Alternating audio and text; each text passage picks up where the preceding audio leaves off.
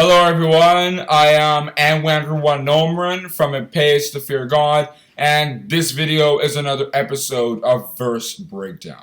The verse for today is Matthew chapter 11 verse 28, which reads, "Come unto me, all ye that labor and are heavy laden, and I will give you rest." The various problems in this world, that is, us competing for various things, us fulfilling our ambition, all the worries and the envy and the jealousy, the things mentioned at the beginning of 1 Peter chapter 2, those things are like the heavy burdens that we have. Our iniquities make us heavy laden. They are like boils and weights on us. If we read Isaiah chapter 1 in verses 4 and 6. And Jesus Christ was saying that when we accept His peace, when we apply His principles, we do not focus on those things, but we focus on God's principles, and then we can look at the world clearly and not be running after such things which end up not giving us peace, but no rest. If we look at Jehoshaphat's time, because he was loyal to God,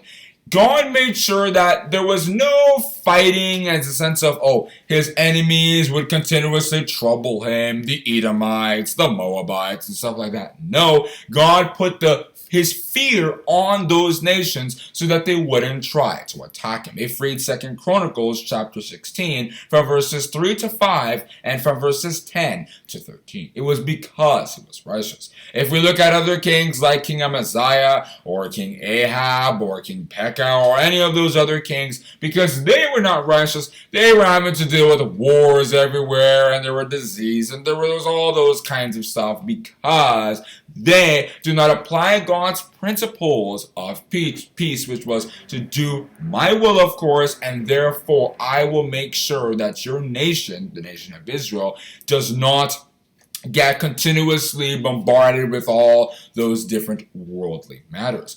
St. Paul was somebody who lived a very peaceful life. Now, of course, you might be like, he was whipped with 39 lashes and stuff 5 times. He was beaten up, he was carried around, he was taken to Rome, and he was killed there. So how was he living in peace exactly? What kind of peace is that?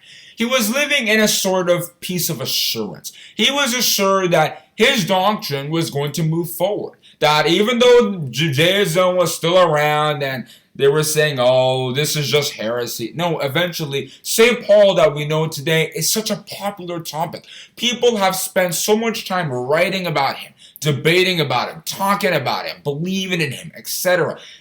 Judaism never had such honor. So St. Paul was living in peace because he was assured that, along with the inheritance in heaven. If we read 2 Timothy chapter 4 from verses 6 to 8.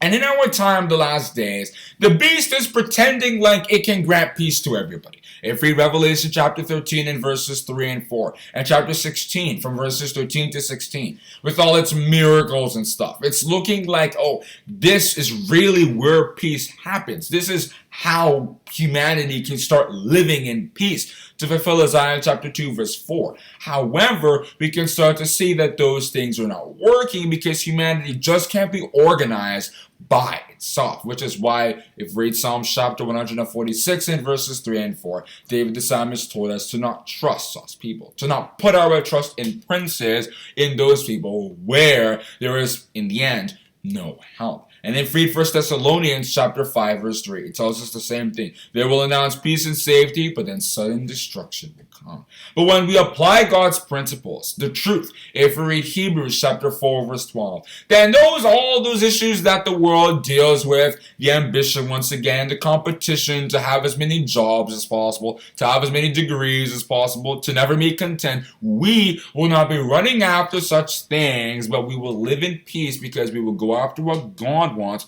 which is ultimately where the world is going. We can only achieve that peace by doing God's will and laboring for it. If we read Hebrews chapter 4 verse 11, it reads, "Let us labor therefore to enter into that rest, lest any man fall after the same example of unbelief."